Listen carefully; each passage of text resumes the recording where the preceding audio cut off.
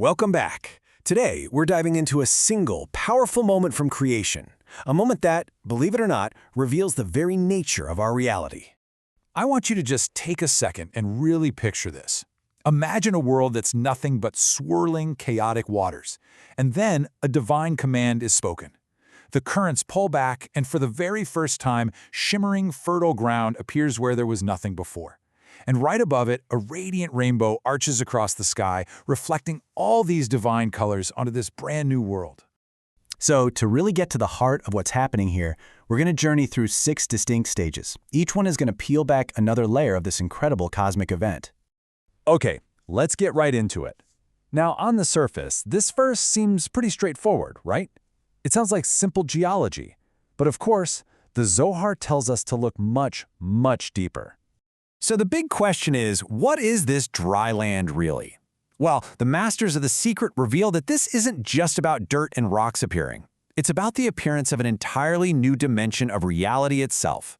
And here's where we get to the foundational secret, the sod, as it's called. This is the key that unlocks this whole teaching. So this word, Yabasha, it means so much more than just dry land. It implies a state of lack, a kind of dryness that is just yearning for the waters from above. The mystics actually call this lechem oni, the bread of poverty. It signifies a state of pure judgment, or maybe more accurately, a state of pure receptivity. And that idea of pure receptivity brings us directly to the concept of Malchut, the kingdom. Now, in Kabbalah, creation flows through 10 divine energies, or Sephirot. Well, Malchut is the grand finale. It's the 10th and final stage. It's the world of action, where all the potential energy from the higher realms finally becomes real and shows up in a form we can actually see and interact with. So here it is. This is the crucial point. The appearance of the dry land is nothing less than the cosmic revelation of the dimension of Malchut. Every hidden spiritual process, all the unifications happening in the higher worlds, they all culminate in this one single moment of Gilui, of revelation. The moment of V'torei Yabasha and the dry land appeared is the moment the kingdom becomes visible to all. This is actually a brilliant way to think about it in our world today. Think of all those hidden upper Sephirot as the back-end processing of your computer or your phone. It's all the complex code, the infinite calculations happening behind the scenes.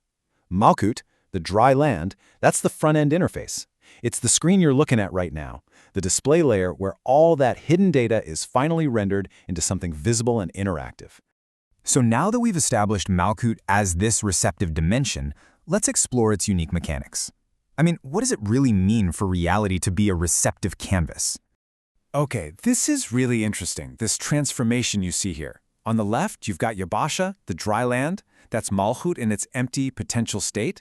But then, on the right, once it receives that divine flow from above, it becomes Eretz, a living, fertile land.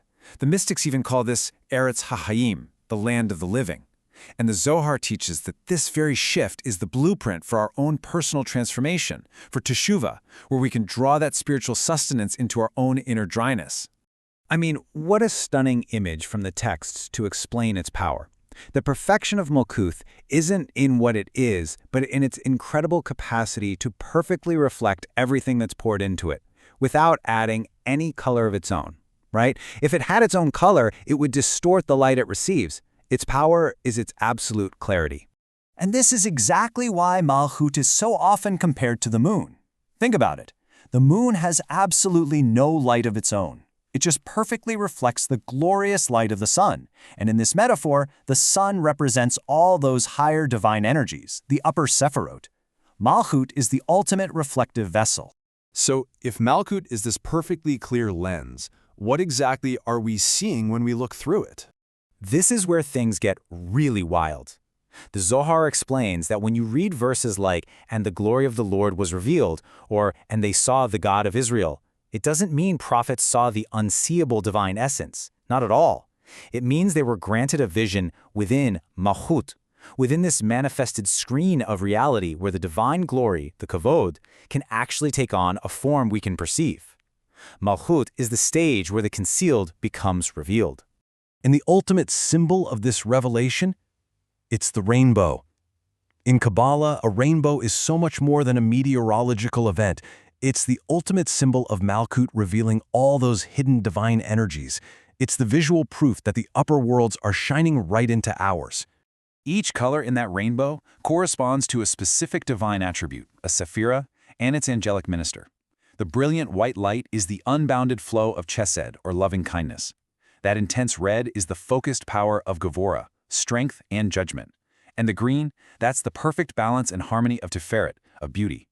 All together, they form this complete visual map of the divine personality as it shines into our world, all held within that clear vessel of Malchut. All right, these are some deep cosmic concepts. Let's try to ground them in a few modern frameworks, just to make sure we fully grasp the mechanics of this whole revelation. So let's try a video game analogy. Imagine you're loading up a massive new game. First, the code has to gather all the elements in the background. Then, the system has to stabilize all those different energies to make sure it doesn't crash. And finally, that moment of Vitaraya Yabasha is when the world map actually renders on your screen and it's all there, ready for you to explore. Before that, it's all just hidden potential in the code. Or, hey, for all the engineers out there, look at it as a cosmic engineering flow. All the back-end processing is happening in the hidden upper worlds. Think of those as the cloud servers. The flow of divine energy, the Shefa, is like a series of API calls sending data streams. And finally, the UI rendering. That's Malchut. That's the user interface that makes all that back-end data visible and interactive on our end. Okay, so now let's bring this entire, massive, cosmic journey right back home, into our own lives. Because here's the ultimate teaching. This whole process, it's not something that just happened once, long ago. It is happening right now, within each and every one of us. We are the stage for this divine revelation.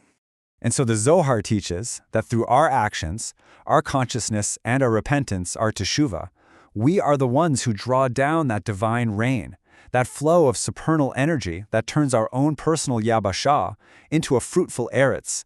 We are active partners in this ongoing process of creation. Your life is the canvas. Your choices are the rain. The world is waiting for the fruits you will reveal. Thank you for joining us for this complete journey through the Pardes. We hope these ancient truths help you and your family improve your own dimensions this week. If you enjoyed this full chapter deep dive, please like, subscribe, and share which part of the journey touched your soul in the comments. We'll see you in the next chapter.